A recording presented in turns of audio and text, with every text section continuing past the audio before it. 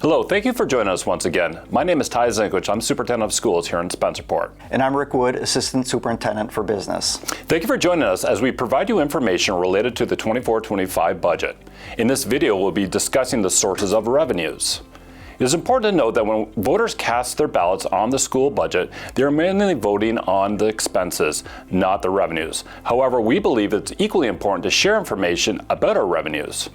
Understanding our revenue sources helps us create a balanced budget that best meets the needs of our students and our community. In this slide, you can see a series of pie charts. So not only do we do forecasting and long-range planning, but we also utilize data from the past 10 years to help us with historical information. For the 23 school year, you can see that 44% of our revenue was generated from state sources, foundation aid. The other 46.7% came from property taxes. Local sources, comprised of less than 10%, is from payment in lieu of taxes, sales tax, etc. Now, let's start with where our revenues come from. The primary sources of our funding are the state and federal aid and the tax levy.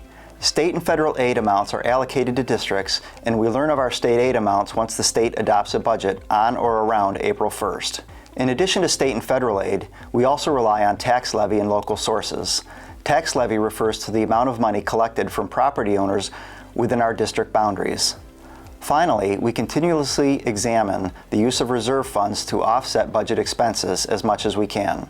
There are some reserves that also require voter approval to use, such as our classroom equipment and technology reserve and our school bus and facilities equipment replacement fund. These reserves play a crucial role in maintaining and improving our school equipment. By being aware of these revenue sources, we can work together to ensure the financial stability of our district and provide the best possible education to our students, hire and maintain qualified staff, and be responsive to the tax impact on our community. Thank you for your attention, and please feel free to reach out if you have any questions or concerns. Together, we can make the school district thrive.